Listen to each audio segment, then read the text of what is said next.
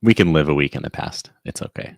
It took 36 matches for Orange County's season to finish, and while it probably wasn't the result that we all wanted, there's still plenty to talk about, and there's still plenty to look forward to this coming year. This is the Orange and Black Soccer Cast.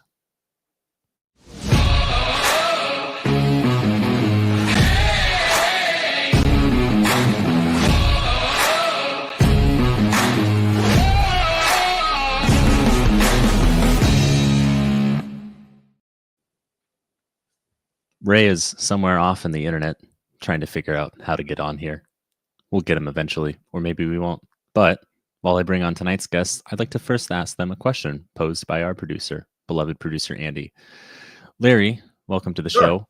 Hello, my friend.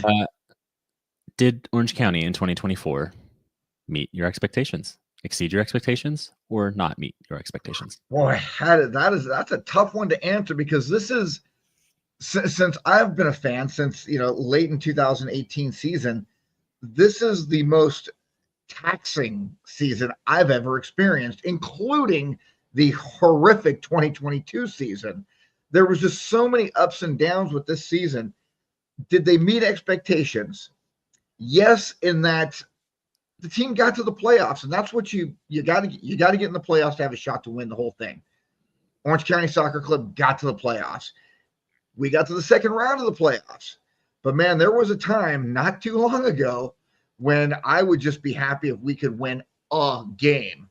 So at the end of the day, I will say that this team met and maybe even just slightly exceeded expectations. Fair enough. As we bring on our next guest, I would love, DK, welcome, if you would answer that same question for me. Yeah, I mean, if you would have asked me at the beginning of the season to, how the season ended, no, didn't meet my expectations, didn't meet what I expected from this team when we got, Carlson back, when we got,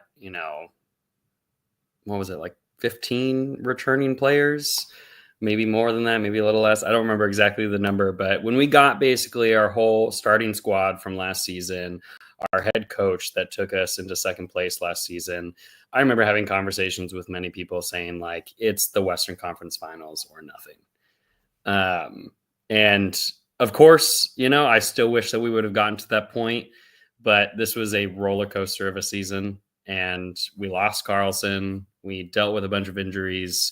So I think with how the cards were dealt to us throughout this 2024 season, getting to the second round of playoffs, I was extremely happy. And as much as I'm sad that we're out, I'm still really proud of what this team accomplished in the past few months. Yeah, I think we only fell about 3 hurdles short of where we all hoped that we were going to be at the end of the season. And, of course, I think if you play this game 10 times, you probably don't get that same result every single time. I believe Ray is now potentially ready to join us. He's here. I'm hoping my audio and everything's working good. What? Thank you for filling in for me, Dylan, while I was trying to get everything sorted out on my end, but it seems like everything's going good. I hope y'all are doing okay after what was not the funnest of weekends. But hey, it is soccer. In the USL Championship, only one team can, lift the cup at the end of the season out of however many teams there are in the league. So the fact that we got this close to that chance, that opportunity is a good thing. Dylan. Hey, Ray, did Orange County in 2024 meet, exceed, or not meet your expectations? That's the most difficult question to answer right now. Based on, there's basically 3 versions of this team if you look at the season.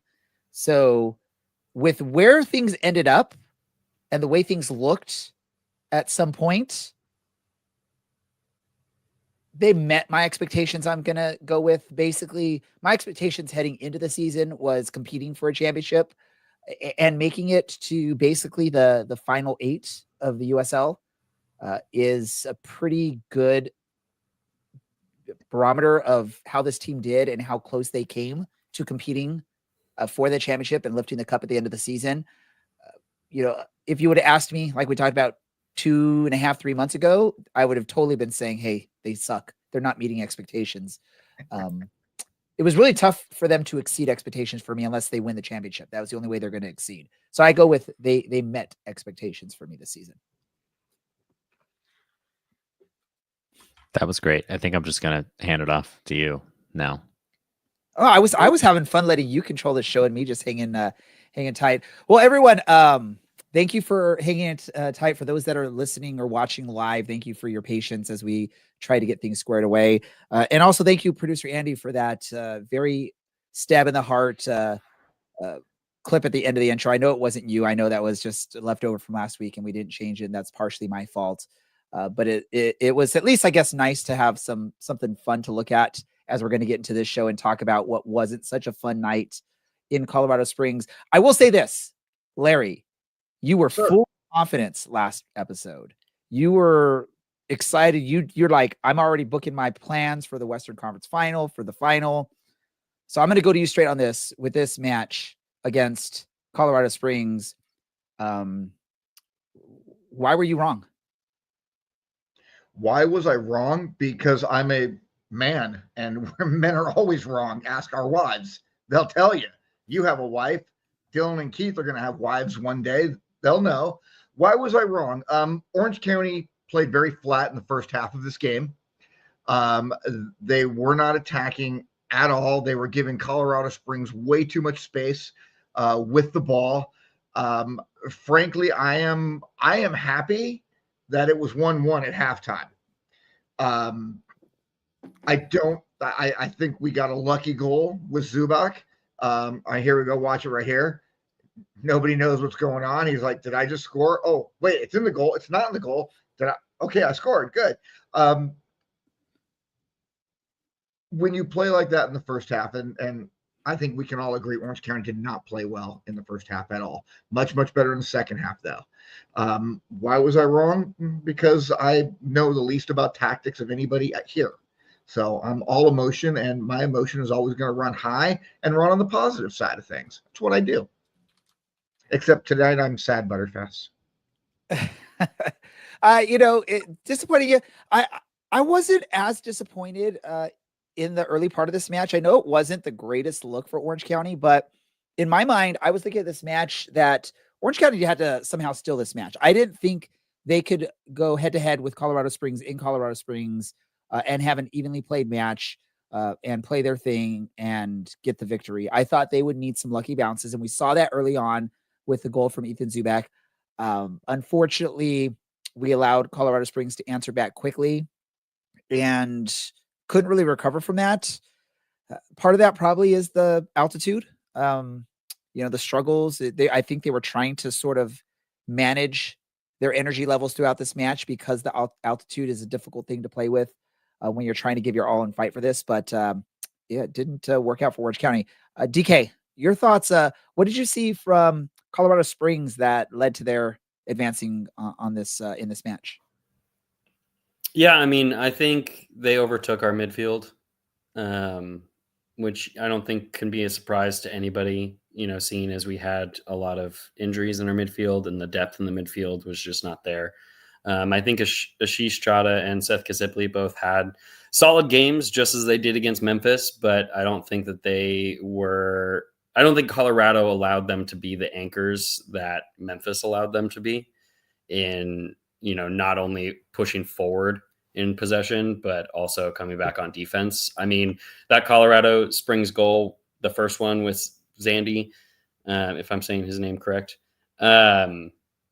he was just completely open at the top of the box. And you can't help but wonder if Partita was there, if he would have ever been allowed to take that shot. And not only that, is he almost had the same player, almost had the exact same goal, like 15 minutes later. Like, we just kept leaving so much space open right at the top center of the box. And, that kind of plays into our midfield a bit. Luckily, I think that we were, as Larry kind of mentioned, I think in the second half, we were able to come back a little stronger. But by the end, in the 85th minute, we just looked gassed. And going into overtime at that point with no real depth to replace players that could stand up to a tough Colorado team. I think that's just where we fell apart. Yeah, it was difficult in that midfield. I know the announcers even brought up the lack of or that there was no Kyle Scott in there, and that was a big blow for Orange County. I believe the broadcasters made the comment of that when he's on, he's one of the best in the USL Championship as a midfielder. So you mentioned Partita. Without Scott there, that's difficult to really make up for. I agree. If we have those two in the lineup, it's a totally different matchup for Orange County. I think we control that midfield a lot better. No disrespect to players like Ashish Chadha, Seth Kasipli.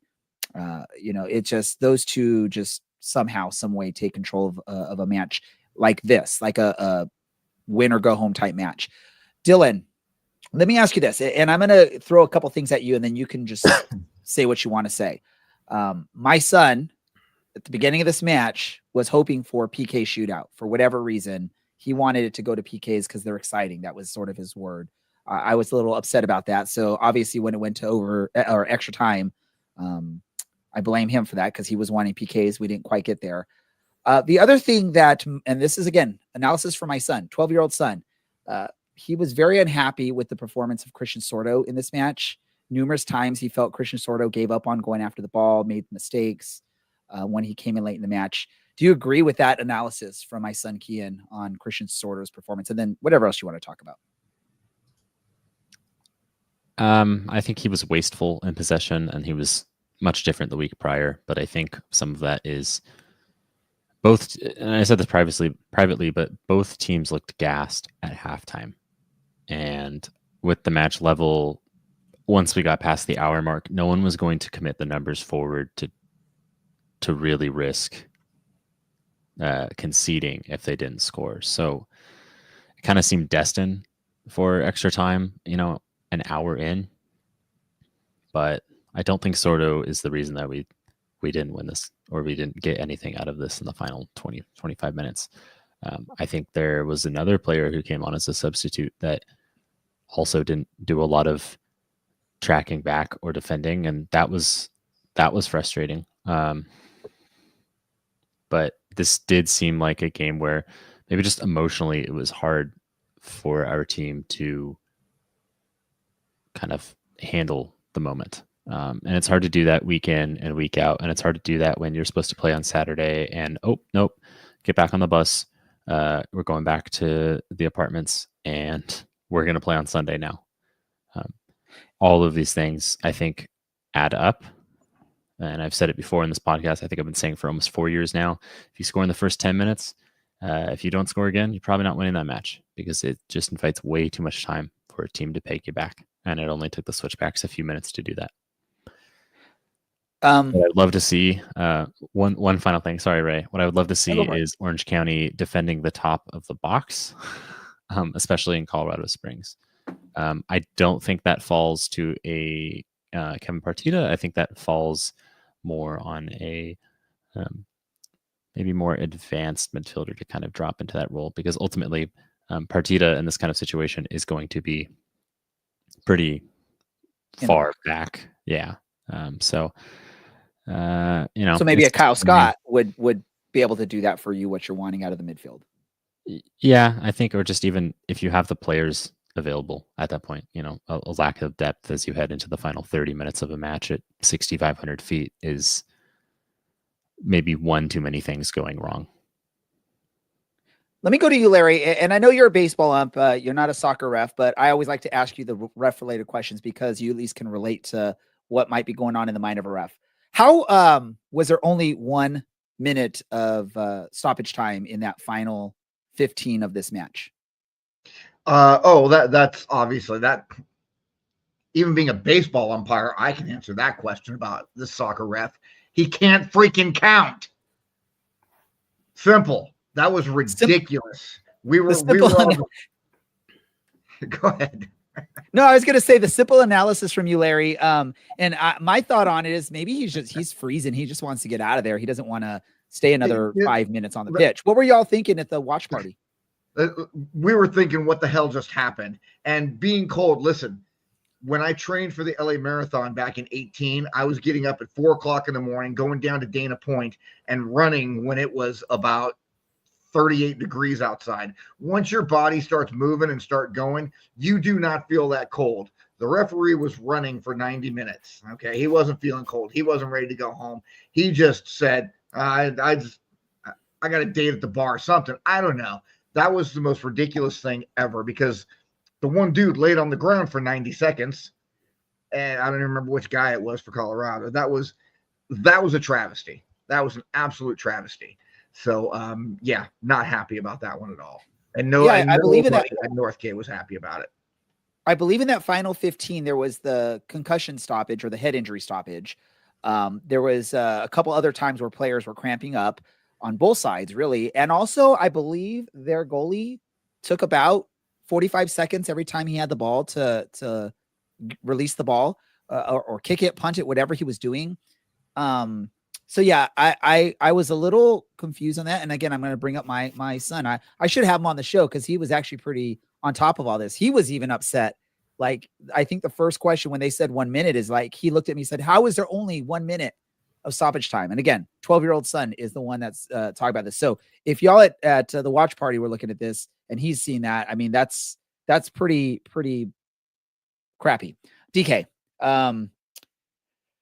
what would you have liked to see from Orange County this match? What should they have done to be successful here? I know you already talked about the midfield aspect of things, but what else could we have seen, or what did you see from this that we were lacking other than that midfield? And just talk. I don't care. Whatever you have to say. Oh, just talk. I just talk about anything. Don't really care what you have to say, but say right, something. Yeah, just say something. I mean, the whole season, I've been, negative against long balls, despite us having, some players on the wings that do have the pace to catch up to them, like Jamison and Dunbar. But I just haven't really seen the results of that tactic play out too often. I mean, I think, we got a great lucky goal in the first 4 minutes, by just hoofing it up the field. But other than that, that was kind of the strategy of the game. And the best that I've seen this team play, especially in the past, couple months, has been when we pass through the midfield, get the team to come in center and then open up Dunbar and Jamison on the wings, and then do some grounded through balls to them to open up crosses, either to Dunbar, Jamison, or Dogman running up the line. And I just didn't really see that much in this match. I think our passes were a bit sloppy overall. It's been already kind of mentioned in the chat a lot, just a lot of unforced errors. And I think that, comes from maybe a lack of confidence of passing up the field against a tough switchbacks opponent. But that was probably my most frustrating element. And, every time we did it this season, I was always frustrated by it. So when I saw it happening a ton in this match, that was obviously going to be where my negative focus was. I mean, and you got to think about part of that tactical aspect of things, right? Is if you have three of your key midfielders in there, I'm talking about Kevin Partita, Kyle Scott, and Brian Olowski included in that, it's probably a totally different tactical setup with his team. And they're probably actually utilizing the pass through the midfield and building up play through the midfield, because you have three quality players with the ball at their feet that know how to do what they're doing. When you have to link in other players, and nothing against the players that were in there, it's a struggle, and you're trying to tactically find out what works in there. Larry, I'll go to you, and then I want to give Dylan a last chance before we move on for a moment. I just want to comment on what you said about having Brian, Kyle, and Kevin. If we have Brian, Kyle, and Kevin all season for 34 games, we are not the number 6 seed in the West. We are, New Mexico was awful good this year, but I guarantee you, I 100% guarantee you that we are the number 2 seed in the West. And this game is being played in Orange County. It's not being played in Colorado. So if anyone has a way to jump multiverses here and we can find out if Larry's correct on that, let me know what you know. If you can find the multiverse that has the healthy Brian Olowski, Kevin Partita, Kyle Scott, let me know so we can verify that for Larry. Dylan, last thoughts on this match before we move on. To provide a counterpoint about the long ball not being an effective way to play against Colorado, does anybody remember the 2017 season and who maybe was the starting forward for Orange County for a brief month You might recognize him as the guy that was wearing number 14 playing for Colorado Springs as a center back on Sunday afternoon. And that is none other than Duke Lacroix, who was a forward and has since moved to the wing, and then was a fullback, an attacking fullback, mind you, and is now apparently a center back. But Duke Lacroix is maybe 5'9". That's what he's listed as. I think that's generous, and I mean, it's typically a lie. And then Matt Mahoney, who played next to him, is listed at 5'11". So yeah, when you've got I think 6'4" or something, Ethan Zubak, 6'1", Ethan Zubak. Yeah, you take advantage of that size. And you especially take advantage of that size when it's worked well. Get the ball into the midfield, try and move up the pitch a little bit, and then spring one of the wingers onto it. It's a minor adaptation on what we did. It didn't work out. And, unfortunately, that's the nature of the playoff. We don't have a reverse fixture to try and make it happen again. Yeah, that is the difficult thing with the playoffs. It's one match. You got to win that one match, or at least, advance in that one match. Can't lose. You can't get knocked out. It's not like other sports like basketball, baseball, hockey, where you can lose a match and you still have a chance because you have to win multiple games to proceed. We'll have opportunities as we hit our off-season schedule to talk more about the disappointments, the results, even this last match against Colorado Springs. That's something that if you've been following the show for the past 5 years, we like to do a good bit of talking as we head into the off-season, including a season recap, grades, awards, all that fun stuff. We'll have opportunities to discuss that. But for now, I want to move on, and we're going to bring on a guest here. This guest was on our show back in, I believe it was August, and sort of we asked about the team and what's going on, or what can we expect, or what we'll see. And this is what we had on that conversation.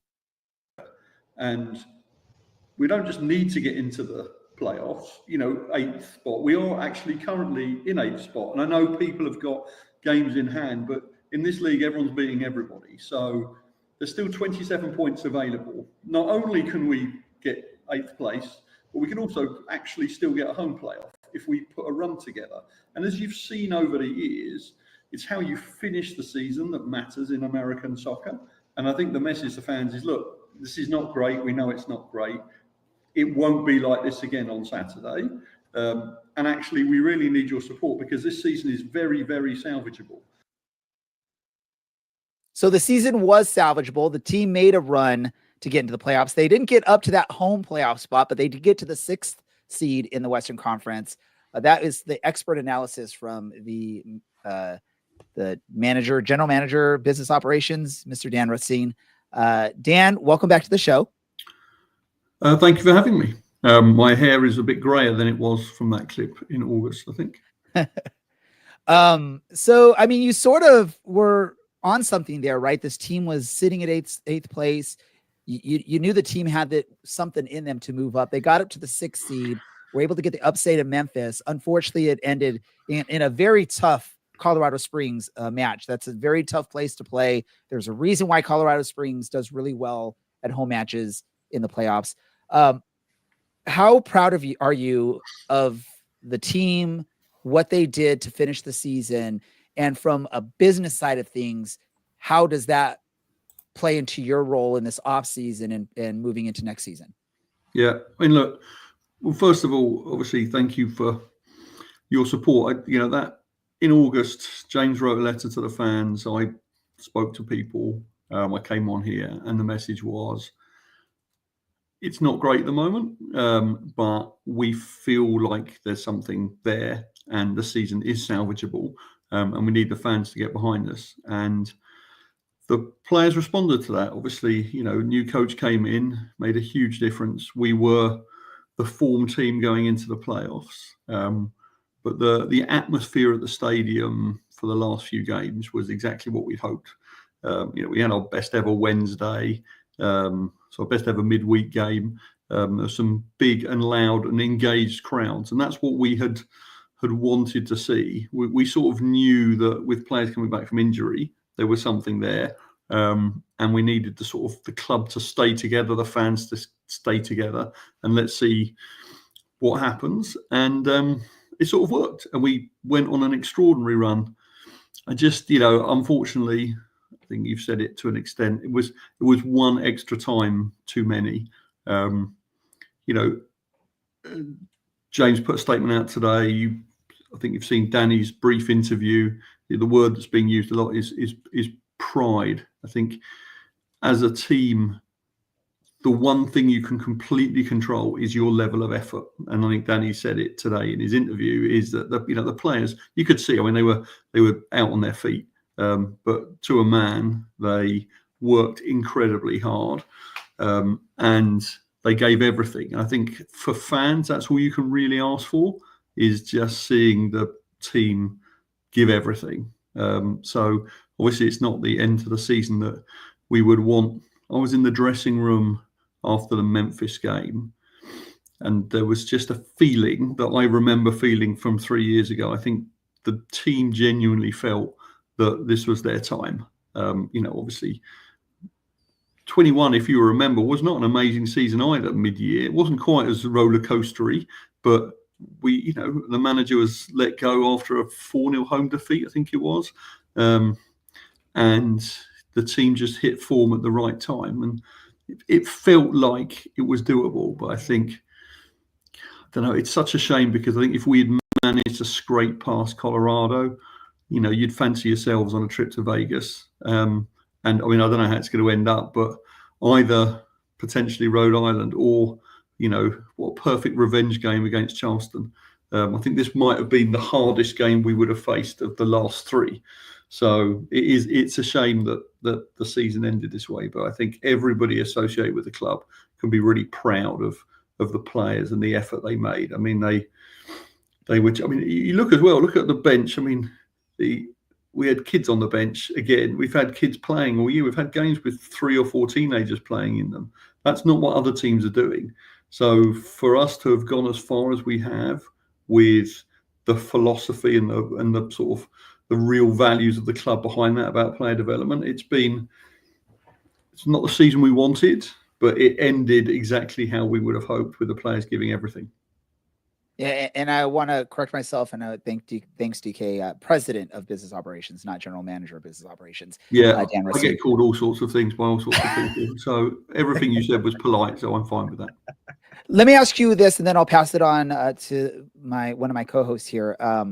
The team did a really good job this season of trying to, engage fans, build that connection with fans, market the team, a bunch of great stuff. From a business perspective this season, how pleased are you with the results from what you've seen, and what do you think the team can improve on next season? Yeah, so obviously, as you know, we have different roles at the club. Pete is in charge of the football stuff and can take all the credit for what the boys did on the field. From a front office point of view, I think it's been a success. So I think if you look at sort of the very pure business stuff, it was a record year for attendance. It was a record year for ticket revenue. It was a record year for merchandise sales are up somewhere around 40%. It's been a record year for corporate sponsorships. We announced, the Hogue deal, Taqueria Oi, with the longest partnership in club history at 6 years. So basically in every single category on the business side, we set a new record, and in some cases significant percentages, which is great. I think one of the things for me, for those of you who were there on the 20th of July for Owners' Night, that was a hell of a night. I think people were in tears. Like some kid from Tennessee who'd got a Saturday job, I think washing cars, to be able to afford his stake in the club, and then just desperately came and took a selfie with James. The club means something to people, and I think we sort of knew that after what happened with the stadium. But I think with the Owners' Night and everything that the ownership has meant, I think that's been huge. So from a business point of view, I think it's been a success, and the stadium looks better now, with all the branding and stuff we've got up now. And I think it felt better this year. I don't know. Before I talk about next year, do you agree with, as from a fan's point of view, if you throw in things like the march to the match that we did the other day, the bar staying open after the game near the end as well, some of these sort of new things, when you're the real fans, has it been a good year for fans in the stadium, off the field? Without question, Dan. Absolutely, without question. I missed the march to the match. I brain cramped that day, so I missed it. But then I saw some of the videos some of the people took, and that was cool. And personally, I would hope that the club brings that back. And let's make it a thing. Let's get 1,000 people marching to the stadium for a game. That would be an amazing thing to see. So, but I'm going to ask you a couple of questions. First of all, the question I always ask you when you come on: what are we drinking tonight? Nothing, actually. Wow, how very disappointing. Yeah, although I'll tell you, you'll like this. Maybe you won't. I'm going to tell you anyway. I nipped back to England for 3 days this week for my dad's 80th birthday, and we gave him as a present a shirt with Grandpa 80 written on the back, which he was very excited about. And I was drinking a Hague Gold label, which was the drink they had at their wedding 56 years ago, which weirdly still got half a bottle left. Unlike your wedding, Larry, there was booze left over from this one, and it's lasted over half a century. So my current drink at the moment is whiskey that's older than, not all of you, but some of you. It's older than everybody but me, it would seem. That's actually pretty cool. I want to ask you a little bit about the front office atmosphere. Okay, we've got this 6-0 loss, and it doesn't get any bleaker than that. But then we come back and we have Las Vegas the next Saturday, go up 2-0 in the first half, lose 3-2, and then go on this amazing run. How did the atmosphere in the front office change from week to week to week, right up until this morning walking into the office? Yeah, look, so it's a good question. I think anyone who has worked in sport will tell you that the key message to get in for a front office is you can't control anything that happens on the field. So don't base everything on the team needing to win. Now, we all say it, not just me, everyone in every sport says it. We don't always mean it, but we say it. And I think, this is one of the things, and I've said this to my team a lot. It's different in football. So if you're in baseball, genuinely, you've got to work like that, because when there's 81 games, even a team who are winning, like a Dodgers, will still lose 10, 15 games during the year. And half the people leave the stadium not knowing the score. So, it's all about, bobbleheads and trying to make the traffic flow as quickly as possible and all that stuff. For front office, we have to work on this. We have to work on the assumption that, we can do nothing about it. So, and there will be fans like you guys who come week in, week out, and obviously every team has those fans, and we're grateful to those fans. But there are people who come because it's scout night. And they're in the scouts, and they don't know whether we're top of the table, bottom of the table, middle of the table. They don't even know who we're playing potentially, but they're coming because somebody brought them along. Some people come because there's a food truck they like. Some people come because they're Ducks fans and it's Ducks night. Everyone's got a sort of different reason to come to the stadium. So we always say to the team, what I say to my team is whatever happens on the field, we're a football club who are an entertainment company. We're in the memory making business. Everyone needs to feel special at the games. And, we can set the atmosphere up for the team to do well by having a big crowd there. But beyond that, there's nothing we can do. So let's make sure that we get our stuff right, that, the halftime games are engaging, and, we make sure there's a good variety of food trucks, and we managed to get some beers that are a bit cheaper as the season went on, because there was one or two people who somehow thought that the beers were too expensive. So we do we do all of that stuff. But I'm also English and I'm a football fan. So they all know when I give my speeches about, it doesn't matter about the results, I secretly obviously care massively, and it makes a difference. And when we won 1 in 10, 1 in 11, I think it was in that middle stretch, it was tough. Obviously, I spoke to some of you at the fake Jimmy Buffett concert we had, season ticket holder event at, which was right in the middle of it. I think that was the day Paul had left. I think it might have been. And I said to the fans, thank you for your support through thick and thin. We think this season there's still something to play for. Please come and support us. And you have, and it's worked. And obviously, from a practical front office point of view, every game we win, it's a little bit easier to sell tickets for. The season ticket window, I joked at some point that we started selling season tickets, I think, when we were still not doing very well, which is not, it's just the way these things work. But I imagine genuinely there'll be a few season tickets that will have been sold in the last couple of weeks by people excited about the playoff run. So it's definitely been, it's a happier place around any organisation when you're winning. My team are very professional and they'll do what they need to do regardless. But it's been a happy place. I think everyone was sort of desperately hoping for the Vegas trip next weekend, partly because it's Vegas and partly because it's a conference final.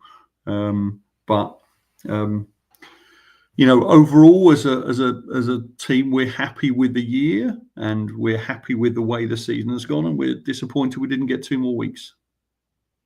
Yeah, so are a lot of us fans, but we were talking about that right when we started the show, whether the team met, exceeded, or, didn't meet our expectations.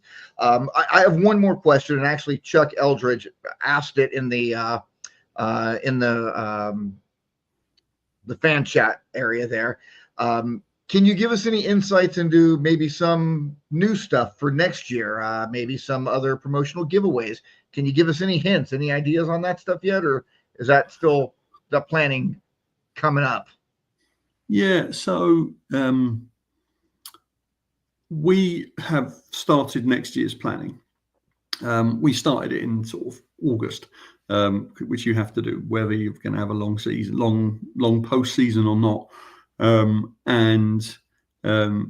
Once we knew we didn't have a home game, which we did whenever it was 10 days ago, we accelerated all of that stuff. So we've had off-sites and all-day planning meetings.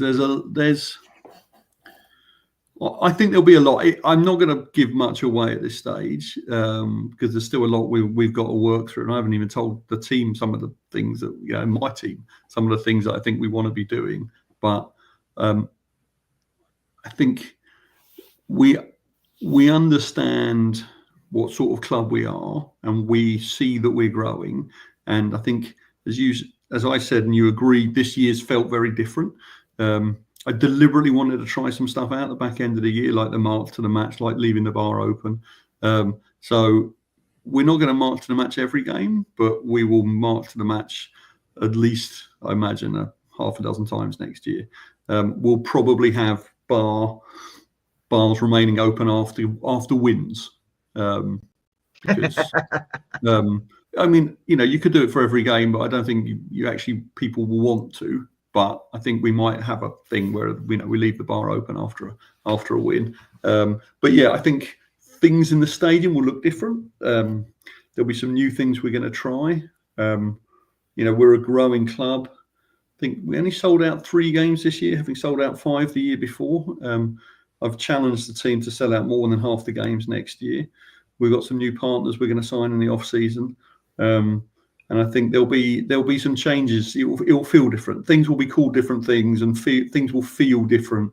And I think we're gonna, it felt for me it was a bit rushed, taking advantage of the 10-year deal.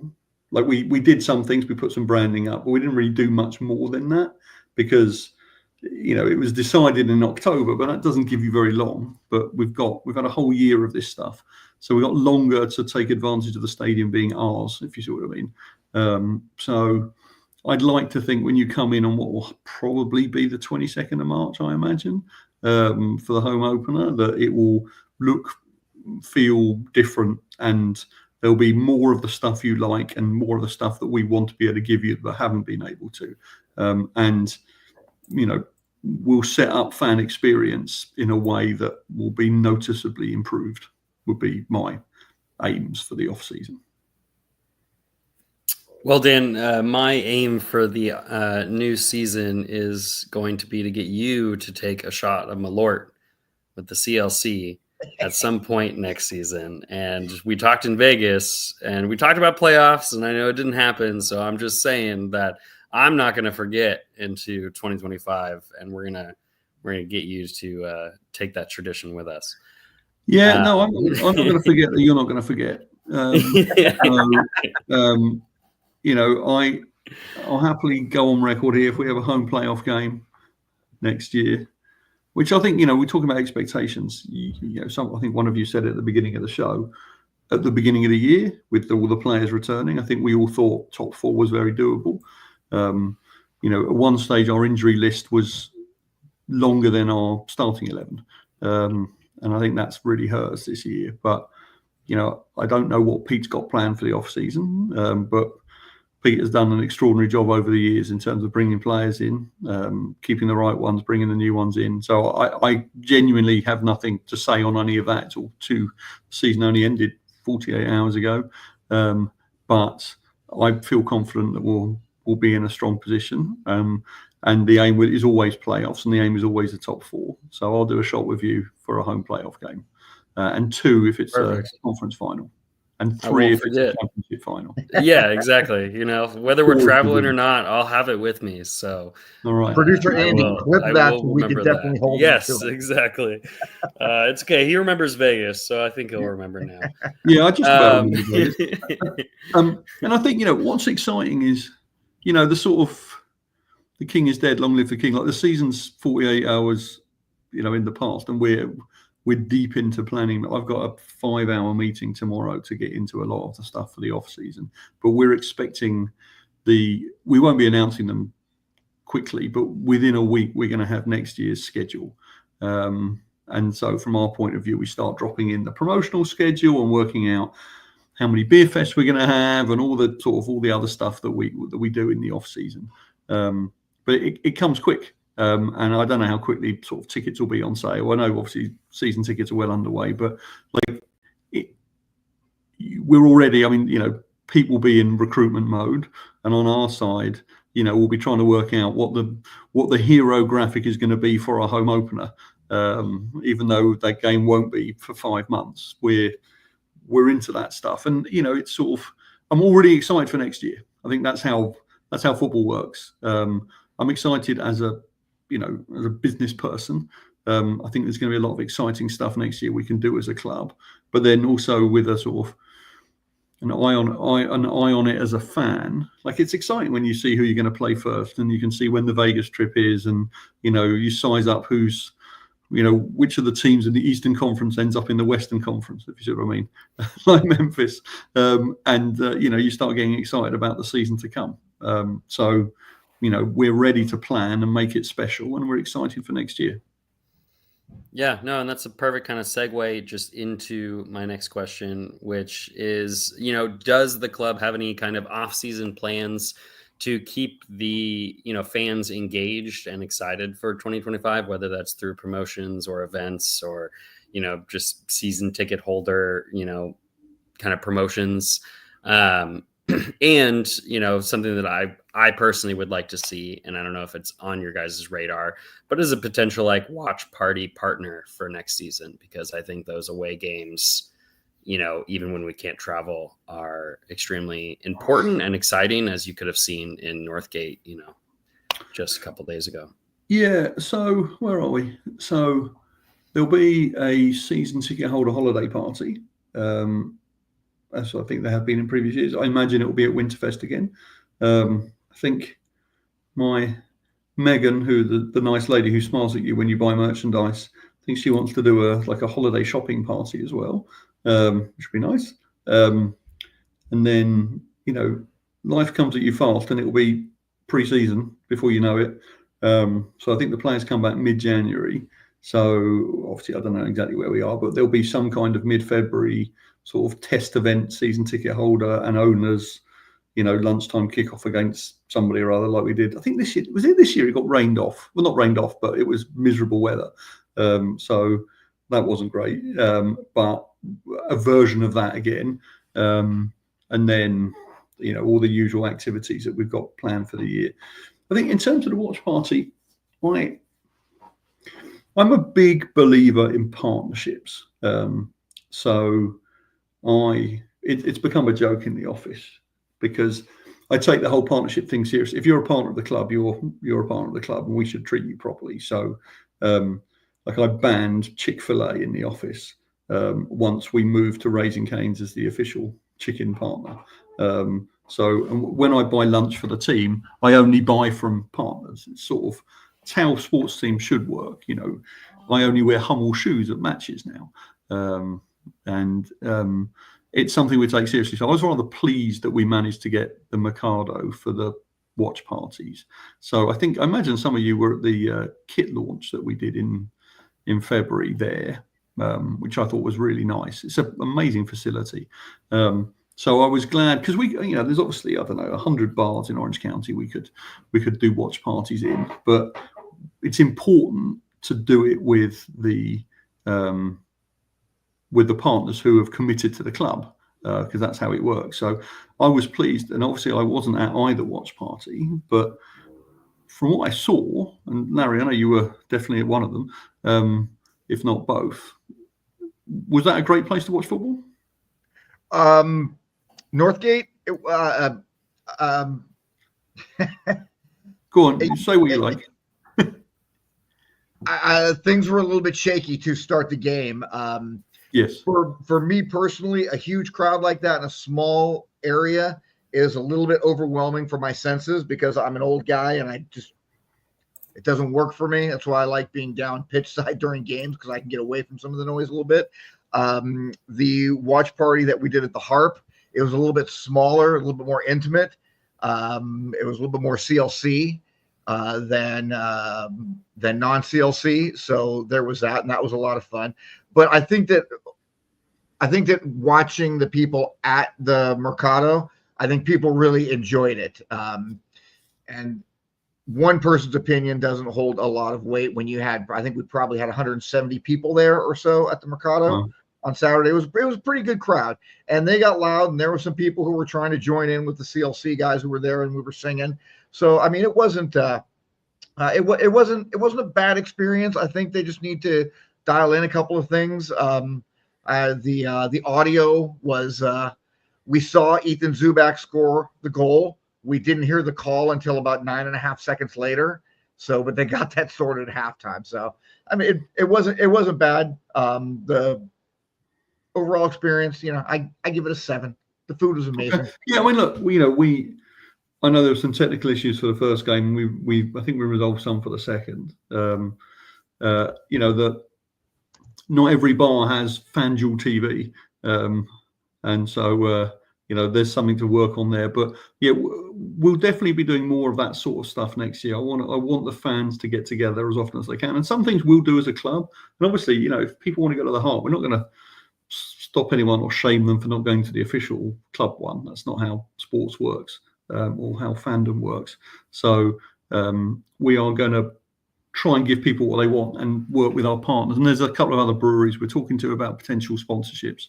And obviously that will mean events there as well. But we hope to have a decent amount of sort of non-football match events during the year next year as part of sort of what we're doing as a community. So, when we get together at places to do stuff for charity, with the fans and the players, there'll be more of that stuff as well, because, we're a community club and we need to lean into that. Dan, I almost feel like the evil person here. I think everyone else is all excited, and I'm just here to ask questions from the chat. One thing I've seen pop up multiple times is mentioning safe standing and needing safe standing. Admittedly, mostly from the supporters group, but are there any plans to develop the stadium further now that we're locked in? There are some plans to develop the stadium. I think it's going to be a multi-step process, but making changes to a facility that you don't own is still complicated, even with a long-term deal. But there are some plans to do some things in some places, which we hope to be able to do in the off season, and then maybe in the summer as well when the stadium shuts for a month. So we have plans, and some of it will be about what we can do with our partners to make it all work. But we're a growing club, and we need to do some things differently, and we want to be able to we're in the bottom third of the league for attendances and other revenues related to that, and we want to move up through the ranks, and so obviously the stadium and how it's housed and who's there and how we can get people in and what they experience is all part of that. So definitely nothing concrete to share yet, but we hope the stadium will be getting larger, not smaller, as time goes on. I love the diplomacy of all of your answers every time you're on, Dan. Truly a model professional. Another question that was brought up, I gotta find it. Any chance for the minority owners to be more involved? If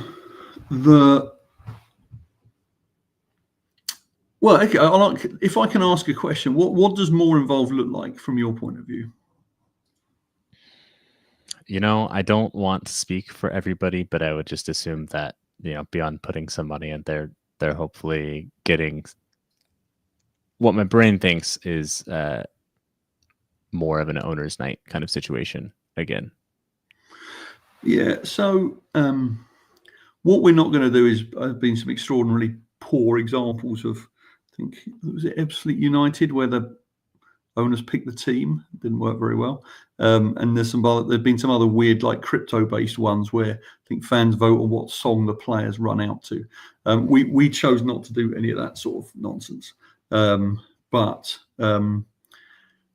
obviously we're cognizant there are season ticket holders who are an important part of the club.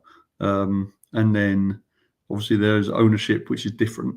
And some people are both, and some people are one or the other. So we have to be slightly careful we don't end up disenfranchising one group just to please another, if you see what I mean. But we've done some things this year. Obviously, owners' night. We opened up early. We gave out the staff. It was all very nice. I think for the last game of the year, we opened up what was normally the season ticket holder gate got opened up early, and owners could get in early. I think owners got, not that we ever got to release it, but the way football works, we had to create where are we? What game was it? Would have been the Oakland game in the system, because if Oakland had beaten Colorado, we would have had to go on sale at 7:30 on a Saturday night. So while building that, there was going to be an exclusive window for ticket buying, which was going to be season ticket holders and owners. So there will be some things next year we're looking to incorporate into some of the improvements around the stadium where owners can get some of the benefits as well. Because I think that's part of it. And obviously we're running the ownership campaign in the UK at the moment, which is quite a lot of fun. We've had, I think 250 people have become owners from the UK, which I think is rather nice. So that will grow. There will be another owners' night next year, obviously be a bit different because we won't be giving the stuff out in the same way, but there will be an owners' night next year, and we've got some stuff planned around that. So, like I say, we're not going to do any of the silly stuff, but we want the owners to feel like part of the club in a special way, even if they don't get to decide who plays up front. Yeah, I find that incredibly disappointing, because I just want you to know, if you followed along all season, some people had very, very great ideas for exactly how the team should show up on a Saturday night. I mean, just it's funny how excellent fans takes. do that. Yeah. One final one from Matthew. Are you planning to retain Gnarly? I want to add on to this one. We're not going to go the way of Yubi, are we? Which I think is maybe a reference you won't understand. What's the plan for the big orange fuzzy fellow? Well, you're testing my diplomacy skills here. Keep an eye on Gnarly next year. That's all I'll say for now. that seems vaguely threatening, but I think we have no choice but to allow it. Ray, take it Good. away. Thank you, Dan. Thank you. All right, Dan, we're going to wrap things up with something new that we've been doing this season, or at least the second half of the season, is we do 10 quick this or that questions. You have to answer them as quickly as you can. We'll see if everyone can get the theme of this week's this or that. So again, Dan, answer them as quick as you can. First, this or that. Plow Lane or Championship Soccer Stadium? Oh, start with the hardest question ever. It's They'll get Plow harder. Lane. Okay. All right. Plow Lane. The Don's Trust or OCSC fan ownership? Don's Trust. EFL League 2 or USL Championship? Oh, USL Championship, because I hope Wimbledon won't be in EFL League 2 for long. Battling for promotion or battling for playoff contention? Battling for promotion still has to be better. Hummel or Umbro? Hummel. London or Southern California? Southern California. The FA Cup or US Open Cup? That's not even a real question, right? The FA Cup, which all of the top teams want to play in. Hayden or Gnarly? Oh, gnarly. Here's a tough one. MK Dons or LA Galaxy? This is very good. I guess the answer is the one I hate the least, I guess. So LA Galaxy. And then this is the best one right here. If you haven't figured out the theme, AFC Wimbledon or OCSC? AFC Wimbledon. All right, there we go. 10 quick this or that's from Dan. Thank you for participating in that. I knowing your love for AFC Wimbledon, I had to just go with that theme right there and see how things go. And Yeah, awesome. it was. I love your reactions. It was very, very well done indeed. Awesome. Dan, any last comments to the fans as we head into this off season, and anything you want to say to the fans that may be listening? So I actually think I say this every time when you say any last thoughts, and I always say the same thing. So I'm just going to say the same thing because I always mean it, which is a massive thank you to, I guess, directly to you gentlemen who do this, and then to the broader fan base who listen to this. So as you just heard from what I just did, my team is my team. It's, obviously I love this job and I love the work here and the team and the people I've met. But, I've been an AFC Wimbledon fan for 40 years. And when you support a club, we've been relegated. We were in the 13th division at one point when I was following them. Like, there's nothing you can do. You're stuck. You don't just start watching because the team's winning. You're a fan of the club through thick and thin. And somehow in the last 4 years that I've been here, we've had lots of thick or thin. And the fans, stay committed through all of that. So you are, I think even when I started at the club, you were, a committed group of fans with maybe a slightly smaller audience. And now the club is more popular. We're selling out games. There's more people walking around Orange County and the rest of the world wearing Orange County gear. And, you're the core of that. And you were here from the beginning. And so your commitment to the club is noted and welcomed, and we're grateful for it. And, when we put out that message 10 weeks ago that said, please believe in us, we think there's something left of this season, rightly or wrongly, you believed us. And, you stuck with us. And that means a lot to my team in the front office, and it means a lot to the players as well. So you say to your specific core, including Andy and that, who really support the team. I think that's really special. And I say to your broader audience, supporting a football team is not easy. Supporting a football team in the second division of American soccer in a country where everyone's obsessed with the other sports doesn't help.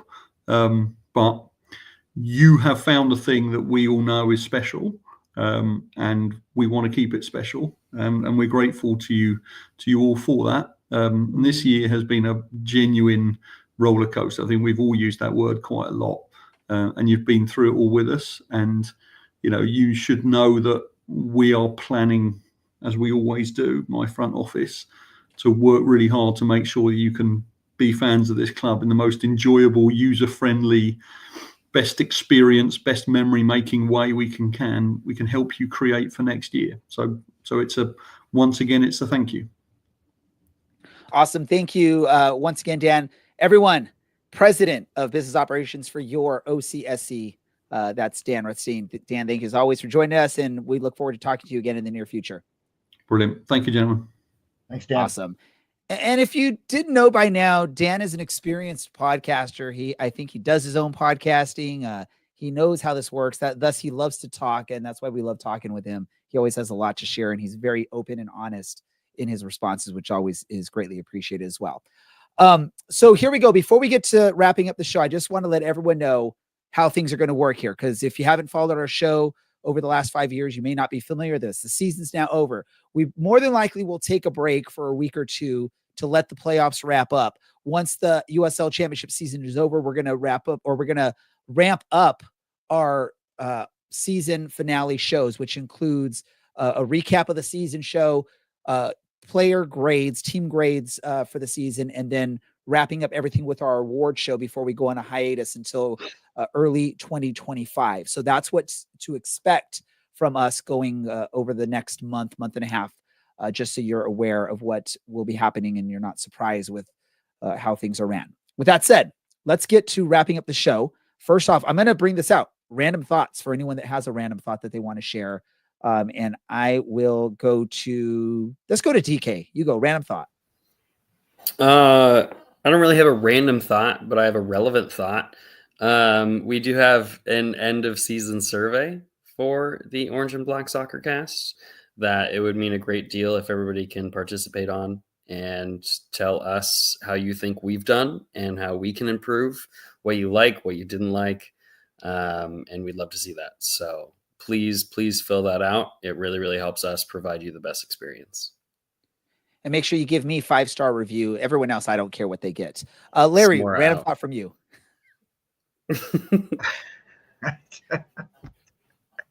I don't have a random thought, except to say to all of you who are watching, who watch week in and week out, thank you. I know I can probably speak for all of us here.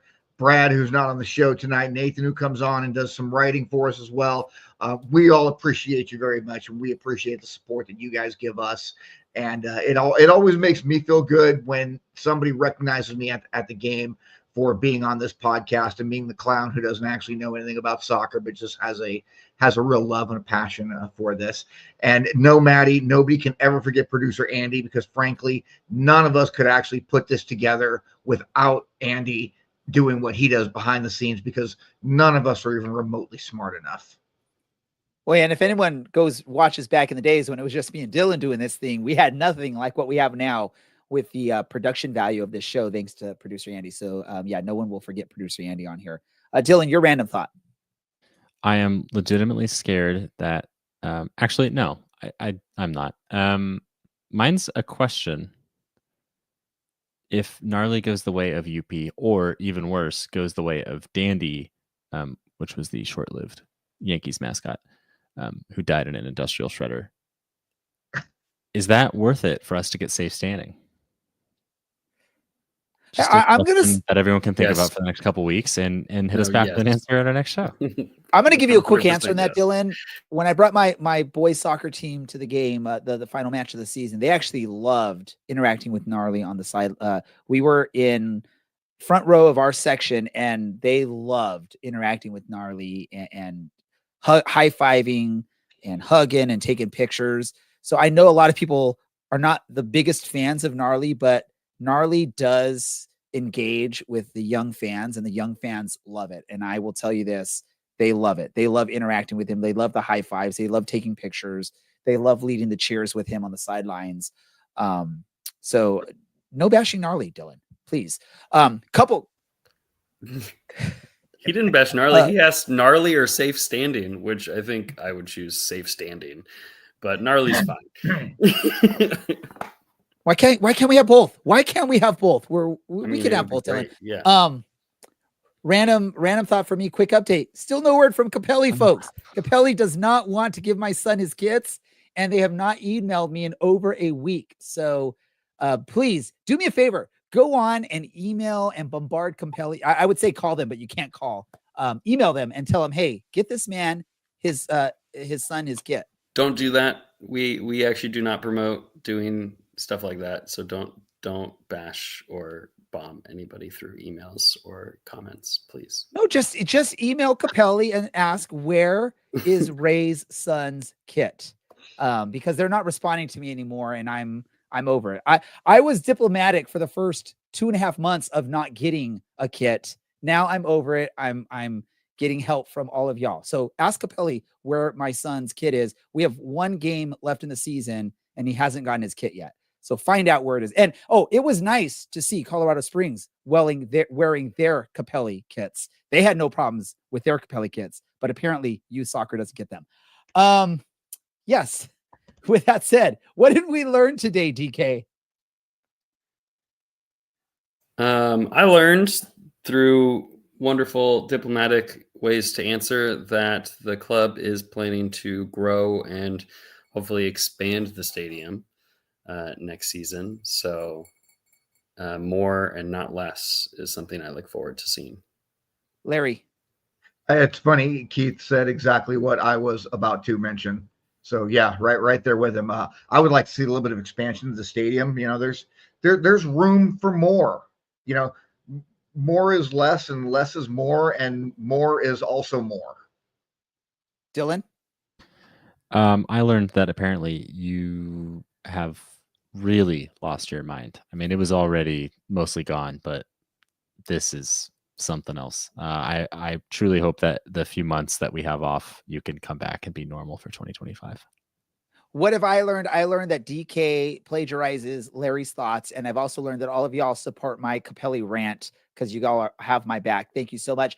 We're going to wrap this thing up. We want to thank everyone that participated in this episode, including Dylan, DK, Larry, producer Andy, and our guest, President of Business Operations, Dan Rutstein for Orange County Soccer Club. Also want to thank all the listeners that listened along. Thank you, Maddie, for supporting my Capelli rant. You're the one true fan. You're the one true believer, the true got my back.